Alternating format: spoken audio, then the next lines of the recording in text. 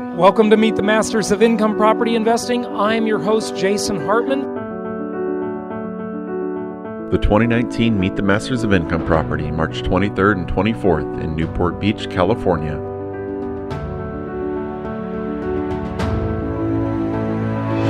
What is the sort of the one trick, the hack, the secret that really empowers people to success?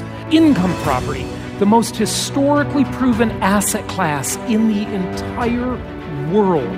Register today at jasonhartman.com/masters. Early bird pricing ends Friday, February 1st. Let's break this down and look at some of the strengths of income property as an asset class. I found that this event is really helpful because I'm totally a newbie to real estate investment. And so I picked up so much information. One of the great things about it is that it's so fragmented, right?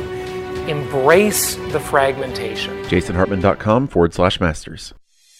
This show is produced by the Hartman Media Company. For more information and links to all our great podcasts, visit hartmanmedia.com. Welcome to the American Monetary Association's podcast, where we explore how monetary policy impacts the real lives of real people and the action steps necessary to preserve wealth and enhance one's lifestyle. It's my pleasure to welcome a returning guest back to the show. He's an old friend. He's been on many times, and that is charter financial analyst and author of several books on economics and finance, Mr. Dan Amerman. Dan, welcome. How are you? Good, Jason. Thanks for having me back. Good to have you on again. So my listeners have been following your work over the years as we've had you on the show. I think I've been following your work for a good 12 years now, I want to say. Would that be about right since I went to that first event? That sounds about right. Yeah. I remember I met you in Newport Beach in 2008. Yep. Then it is about right. Yeah, exactly. What is going on now? You've been lately diving into studying the Fed cycle. I'll have you explain to the listeners what that is, but what it means to real estate investors in general, the broader economy. Tell us what your latest work involves. This is something I've been doing for a number of different years. And what I've done recently is I've taken a much more heavily quantitative look, and I've also created a framework for looking at what's been happening in terms of the Federal Reserve interventions. They've been getting much more heavy-handed than they used to be. We are now seeing some flashing warning signs of a possible recession next year or two. We don't know for sure yet, but it looks like the chances have really been rising. And that means that we could be seeing some truly major Federal Reserve interventions again. It looks like the Federal Reserve has effectively paused when it comes to its increasing interest rate cycle. And it looks like the Federal Reserve is also effectively about to pause its winding down of the balance sheet, which means the starting point for any future expansions, instead of being under $1 trillion, may be $4 trillion, and then building on top of that. Something else that I've been studying that I think would be of particular interest to your readers, and I put together a series to kind of make it visually obvious so people can really understand that I'm calling the 5 Graphs series, which is taking a look at real estate prices, how they used to behave, and how they are now working in a just entirely different way than they used to, and how to understand what's happening with the economic cycle, with the traditional Fed cycle, and then we have this amplified Fed cycle where they're just basically doing more and more major interventions all the time, and that is very directly spilling over into changes in real estate prices on a national basis. Well, you had me at real estate prices, Dan, and I think you had everybody else. So you're saying that the traditional influences of those cycles of real estate prices up and down are different now? Are we in a new era? Yes, we are, and we have been so since about the year 2000. Okay. And the change was just radical. And again, I have this is a series of graphs, so there's a visual component. Right. It's a lot easier to just look at the visual side instead of talking about it, but I'll try to talk you through it. Right. If you go back in terms of real estate data in history, it's much more problematic than things like stocks and bonds and so forth, because the issue is, of course, the country has been changing the entire time, and that's reflected in real estate prices. The average size of the home has been increasing over the decades. The average amenities have been increasing. And we've also had an increasing concentration of the population into higher dollar urban areas instead of the more lower dollar small town rural areas and so forth. So just literally tracking housing prices doesn't really do anything for you. And one thing that people do, of course, is they track the Case-Shiller index. I very much prefer to use the Freddie Mac housing price index. But what each of those have in common is that they use a pairs-based methodology. So they're taking basically the same homes and they're tracking the sales prices on them at different points in time instead of just average homes. So you have a really good idea that if you're comparing prices from 20 years apart, and of course there's all kinds of averaging and so forth that goes on, right. It might be this 2,200 square foot house on this block in this neighborhood. Right. How much does that price change? Yeah, let me say a couple things about that. So number one, I like this methodology because, it kind of reminds me in the world of the stock market when they're looking at retailers and they talk about same store sales, right? Because that's sort of like if a company is expanding and it has more stores or it's contracting and it has fewer stores and more, businesses condensed into those fewer stores or the expansions just because it's, got all this new market share, that doesn't really tell you as much as same store sales, right? Yes, and it's same house sales is very much the same thing. It's a much more accurate way of tracking things. Right. The only thing we have to look at on that is that, I don't know, most or many or what the right word is, but a lot of times these houses are improved. Sometimes they're improved pretty dramatically if it's one of these sort of investor areas where there's a lot of rehabbing going on, or one of these yuppie areas where there's a lot of keeping up with the Joneses going on, right? Either one of those will be what I'll call high improvement, like that's added value. That's not appreciation. That's just improvement, right? And there's a difference. Right. Mm-hmm. So it doesn't account for that, but it's still better than the other way. It is. The issue we have, though, is you can't really go back to, say, 1910, 1920, 1940. It wasn't really being gathered then. So effectively, we're going back to the early to mid-1970s. Mm-hmm. The initial period that I tracked was 1975 to 2000, and it was fascinating because homes were an almost perfect inflation hedge during that time period. In fact, they were a much better inflation hedge in terms of correlation with changes in dollar value than gold is. A lot of people say that couldn't be true. Well, it's absolutely true. Yeah.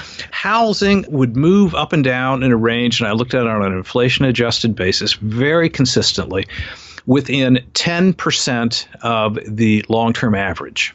It would basically never go below that or never go above that. So if you use a principle some people use called regression to the mean, which says whenever you get too far away from average, that investment's going to move back the other direction, that worked perfectly for housing for many years. Right. But then we had the crisis of 2001, which followed the popping of the tech stock bubble. And we had a recession at that time. And that's when the Federal Reserve really kind of got the crazies going in terms of the interventions and the amplifications we've seen since then. In order to contain the damage from that recession and to try to reboot the economy, they moved interest rates down to a 50-year low, which was below 1%. Right. And in real terms, I think we'd probably both agree those were definitely negative interest rates, right? Yes, absolutely. Yeah. The other thing that happened is they moved mortgage rates down to 50-year lows. If you track it graphically, it's just like a perfect correlation. You can see exactly where the real estate market, single-family housing in the United States, just completely burst out of its previous bounds. And it went up by almost 6 times what it previously would have been in terms of a maximum. And so instead of going up by 10% inflation adjusted terms on a national basis, and that's the nice thing about the Freddie Mac index, Case-Shiller is just the 20 largest urban areas. Freddie Mac is all 50 states. Just even going across all the different rural areas, including all of that, it was still about a 60% gain. And then, of course, it came back down again. But the interesting part is it never returned to average. It never came down to the mean. And since then, it has, of course, rebounded since about 2011, 2012. And in nominal dollars, we have the highest prices yet. In inflation-adjusted dollars, and again, you have to see the graphs, it's an almost perfect duplicate of what we're seeing in the early 2000s, if you look at current real estate prices. And in order to explain that, I then took several other factors into account. The first one was changes in the yield curve. And you may have been talking about changes in the yield curve recently. Yep. A lot of people have been doing so. Sure. In terms of a potential yield curve inversion. And typically what happens is that yield curve changes are kind of contracyclical when it comes to the overall interest rate cycle. Generally, when interest rates are going down, yield curve spreads are increasing. So that means that mortgage rates are not dropping as fast as, let's say, short-term rates. But on the other hand, when rates are going up, as we were seeing until very recently, short-term rates tend to rise much faster than long-term rates.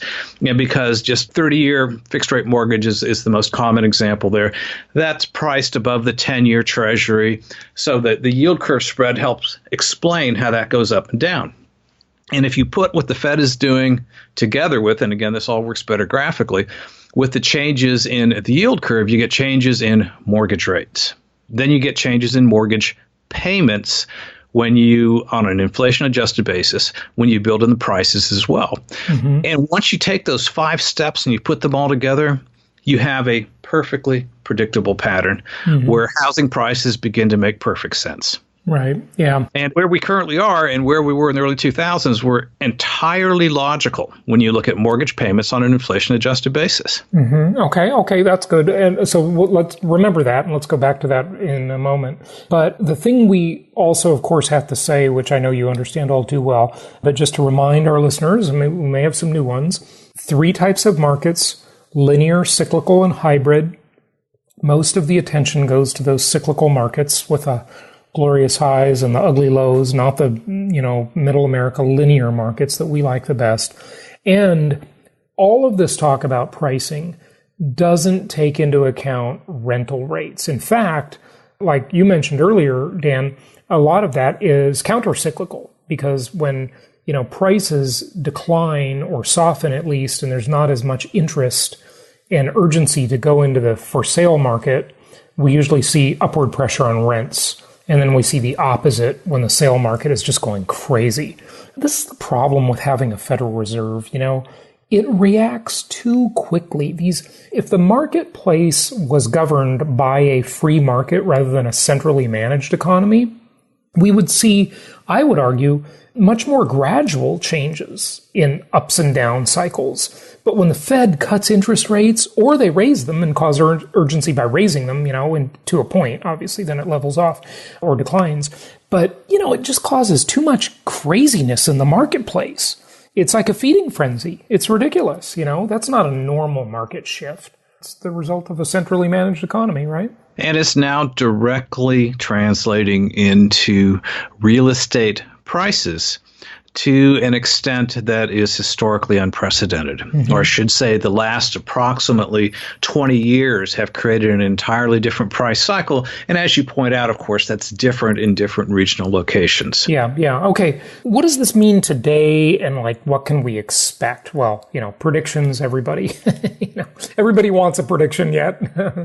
Few are willing to make them, but what do you think? Oh, I'm willing to make one. Okay. And this goes back to analyses I've been doing for many years, but I have a current series going where I'm looking at how the Fed has reacted at different points, changes in the cycle over the last 20 years, and what it does next. And we have unless they've repealed the business cycle, we're going to have another recession. Right. And I did a recent piece tracking this, looking at the characteristics at different points in time. We've had 34 cycles of recession and expansion over the last 164 years. Mm-hmm. The National Bureau of Economic Research looks back to December of 1854. Wow. And it's kind of a night and day cycle. Mm-hmm. And every time you get a really long day there's a group of people who will decide, well, that nighttime's not going to happen again. This time is different. It's those famous words that always get you in trouble. This time is different, and then it's not. But what is truly different is that we have an increasing number of warning signals of a potential recession starting in the next 1 to 2 years. Mm-hmm. And the Fed this time around had to pause their increasing interest rate cycle at the lowest levels that we have seen in many decades. Mm-hmm. They're only about between 2.25% and 2.5%. Mm-hmm. And here's something that we know about the Fed. We know what their policy is. We know, and again, I've got graphs of this and more information on my website. Mm-hmm. Modern monetary policy, which sounds really complicated. Yeah, MMT. We've had some interesting discussions about that on the show. This isn't actually MMT. Okay. This is just monetary policy. Oh, okay. You're not talking about the philosophy known as MMT. No, I'm not talking about that. Okay. I'll bet you had some interesting discussions. Yeah. We had Mike Norman on. He hung up on me, but then he came back on and did the show and complained the next day. It was kind of fun. It's entertaining. What the Fed does, and they do it every single time, mm-hmm. and it's not that complicated, is every time they're either in a recession, they may have not realized it because this don't have the statistics in real time, or they think they're about to go into a recession, they take a sledgehammer to interest rates. Mm-hmm. Yeah. And they knock them down. It's too sudden. It's too abrupt. Yeah. Exactly. And we know exactly what they're going to do, and they're talking about it in the minutes. If you look at some of the FOMC meetings, the first thing they're going to do the next time they think we're in a recession or we're in danger of going into one is they're going to immediately reduce interest rates to 0. Mm-hmm. They're going right back to it. Yeah. And if you look at their staff discussion, this is publicly available, again, minutes of the FOMC, what they are expecting is that rates at what they call the ELB, the effective lower boundary, which is 0%, that's just Fed speak, to be more frequent and more protracted in the future than they've been in the past. Mm-hmm. So as far as the Federal Reserve is concerned, I think a lot of people think that our 0% interest rates were just kind of this one-time anomaly that couldn't be predicted and will never happen again. Mm-hmm. Now, the Fed's expecting we'll go right back there. Mm-hmm. We'll go back there frequently, and we'll go back there for longer periods of time than we've been in the past. Mm.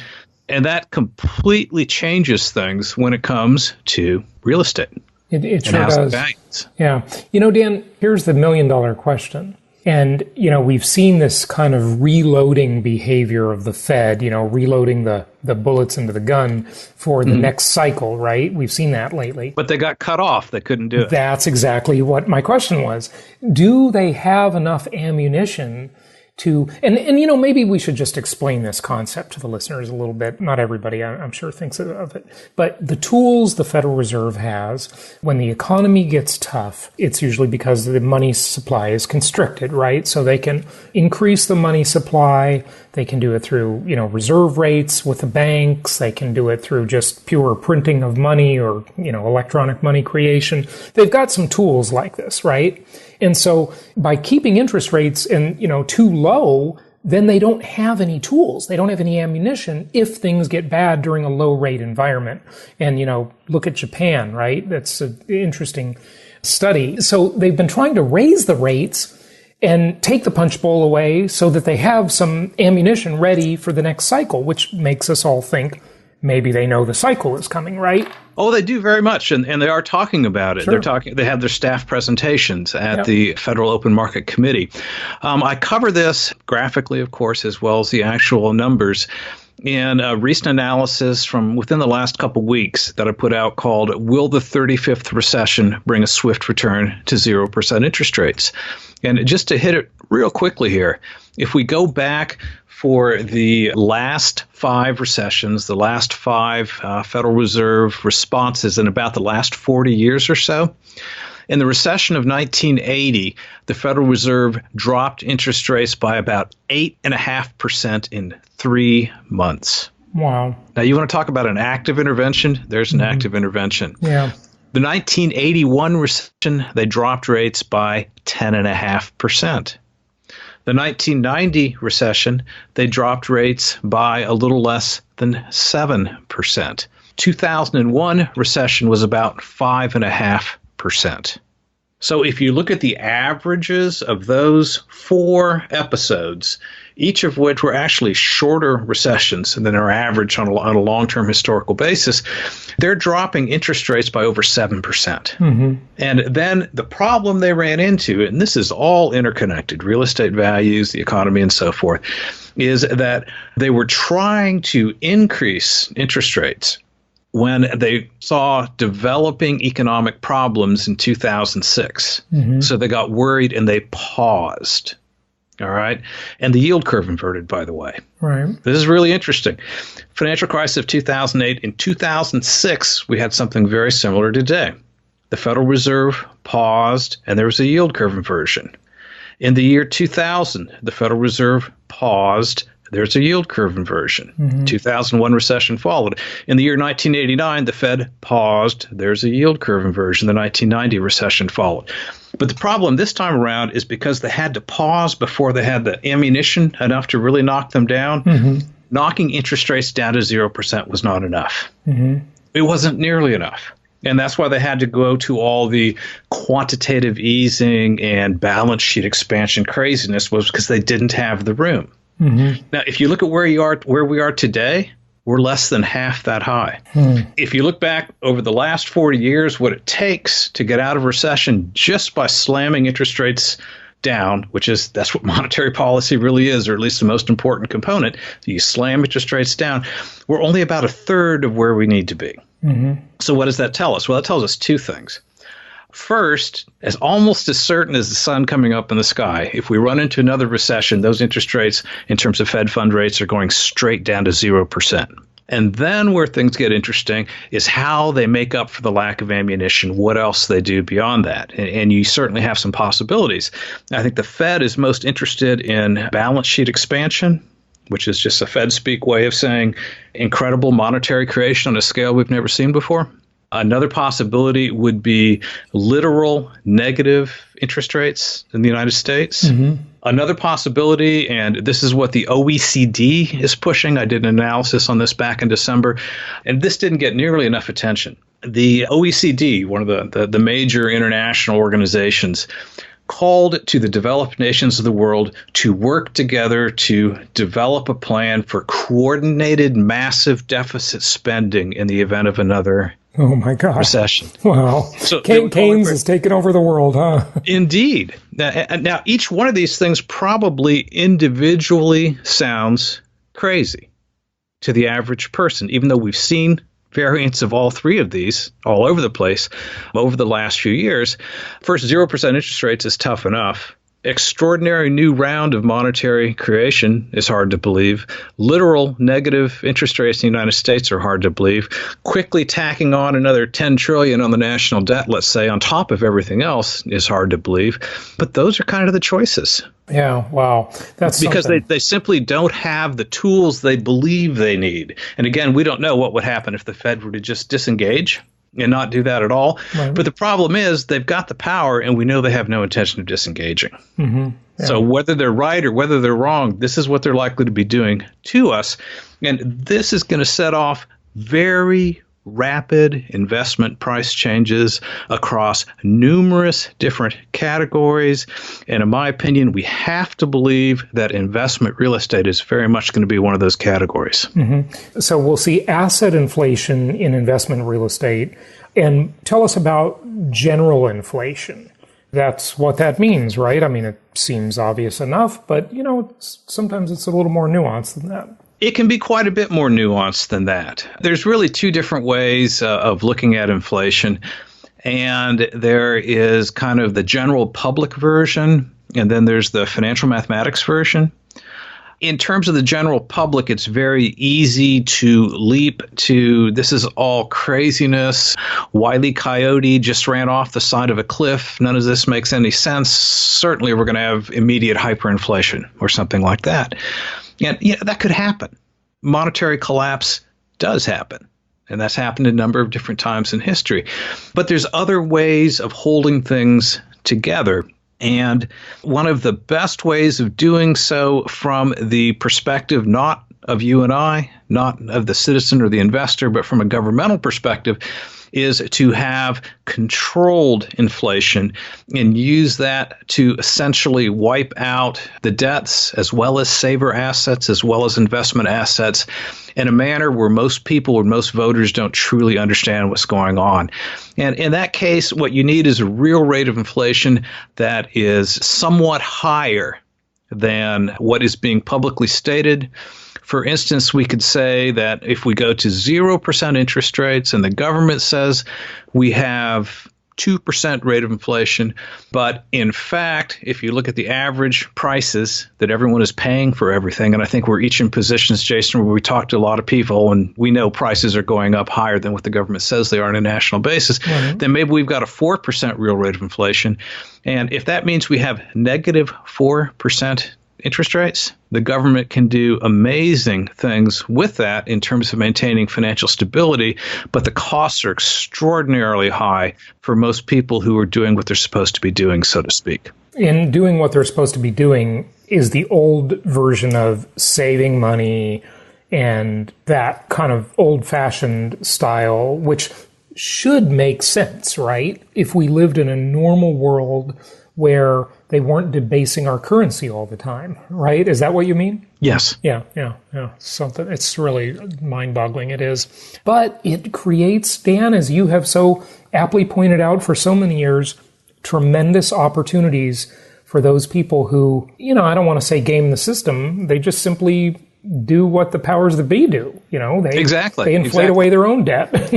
It's about understanding what's going on and what financially benefits, not the average person. Right. We'll call it the government and the insiders and so forth, and finding ways of accessing that. And as you know, and this is where we first met each other all these years ago, I do believe that using asset liability management principles with income properties is a particularly good method for doing so. It's not the only method, but it's a good method for doing so. Yeah. It's not the only one, but it's the only one that has the self-liquidating debt attached to it that I'm aware of. I mean, you could do it with a business, right? But it's a lot more moving parts. You can't do it with precious metals. You can't do it with cryptocurrencies. I never got into the cryptocurrency fad. Sadly, I think it is a fad, but I'd like to be wrong about that. I've stated that many times. but what else can you do it with? There's different ways of doing it. The nice part about investment real estate, cash flow real estate, with a moderate amount of leverage in terms of trying to create a safe asset liability management position, is that on the one hand, owning homes is far more active than, let's say, passively buying stocks or something like that. But on the other hand, the fundamental wealth transfer mechanism is more or less passive in that case, as you say, with the self-liquidating liability, where the interest payments are not increasing with inflation, even while the value of the home and the rents that are coming in are more or less increasing with inflation.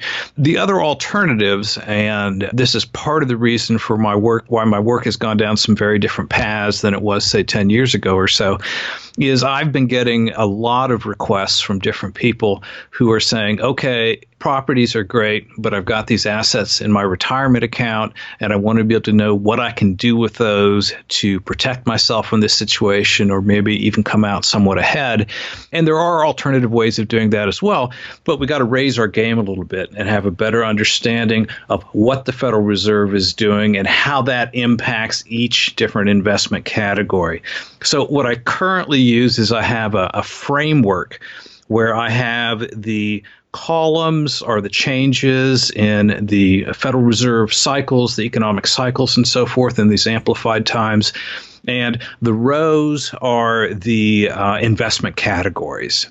And row 4 in this case happens to be real estate. Mm-hmm. So if you look at real estate in a crisis, that would be cell A4, column A in row 4. If you looked at real estate in the containment of crisis, that would be cell B4, which is, containment of crisis in real estate. Yeah, that's really good, Dan. Thank you for sharing that. The one thing I do want to say, if some listeners didn't catch it, the concept of the self-liquidating debt is that the tenant pays your debt for you. You outsource your debt obligation to the tenant. And also, as Dan has done so much work on this, inflation pays your debt for you. So you don't have to pay the debts yourself. You get to have that liquidated by other parties, which is fantastic. Dan, there's so much inflation all around us. We see the bag of potato chips has fewer chips in it, and the price is higher. And there's all of these different categories where inflation is happening, and they try to mislead us to make us think it's not happening. One category that I've been talking about a lot lately is the category of how everything today is self-service. You go into a restaurant, you wait in line, you order your food, you take a number, and then you come back and get your food. And it's like a expensive restaurant, it's not a cheap restaurant like a fast food place. They don't even serve you anymore, yet they still expect a tip. And I thought you were supposed to wait on me if I give you a tip. It's just crazy. And there are just all these examples everywhere of where we're doing everything for ourselves nowadays. All these self-service websites that frustrate us endlessly. I just remember the old days, people used to wait on us, right? Yet back then things were less expensive too. But that's another way to hide inflation is you just keep getting less. It keeps costing more. Yes. What's really interesting as well is I've also done a fair amount of work in terms of looking at things like Social Security and Medicare and kind of taking a look at how these programs are actually working in practice in terms of the cash flow coming through on an inflation-adjusted basis and where the holes are in the inflation indexing and so forth. It's interesting because this has brought me in contact with many, many people who are out there living on Social Security. They're living on Medicare, so their payments are Social Security less Medicare, plus private investment income, of course. But when you have someone who's on a fixed income that's being inflation adjusted at the rate the government says the actual rate of inflation is, there's really no fooling them. Mm-hmm, right. And something I hear all across the board, virtually every retiree you talk to, I think we went through a 3-year period there where the average person on Social Security who was having Medicare Part B deducted was not getting any increase at all. Virtually no increase whatsoever. And did they not have expenses going up? Yeah, right. No, it doesn't matter who you talk to, doesn't matter where they live. They're all seeing their expenses go up every year, even as the amount they have available to live on is not going up. Yeah, we are having to fight for ourselves much more nowadays than I remember. I mean, look, I've been in business a long time, and I remember that we just didn't have to fight our way to get things before. People, this is a cultural comment too, but the system, I don't even want to say people were more decent. I think they were back then, but the system was more decent. Now the system it's just brutal. And I'm talking about any system to get service, to get answers, it's kind of mind-boggling, like how people don't realize this is a symptom of inflation. It's inflationary. This is part of inflation. We're seeing it. We live with it every day. All these self-service everything. Look at how many different websites you have to engage with and services you have to use and subscriptions you have. We totally live in a subscription economy. And I've seen the prices of all those subscriptions increasing dramatically. Software subscriptions. Who says there's no inflation? It's crazy how much more expensive that stuff has become. And front page headline, the Wall Street Journal this morning, expect the prices of all our basic products to be going up. Yeah, well, got to invest for that. And Dan, thank you for all your work in this area because it's been really phenomenal. Give out your website and tell people where they can find your work. And are you doing live events lately or what's going on with that? Yes, I am. The website is Daniel Amerman, AMERMAN.com. Yes, the next live event is in the Chicago suburbs the last weekend in April. Fantastic. Well, Dan Amerman, thank you so much for joining us. Thank you for having me, Jason.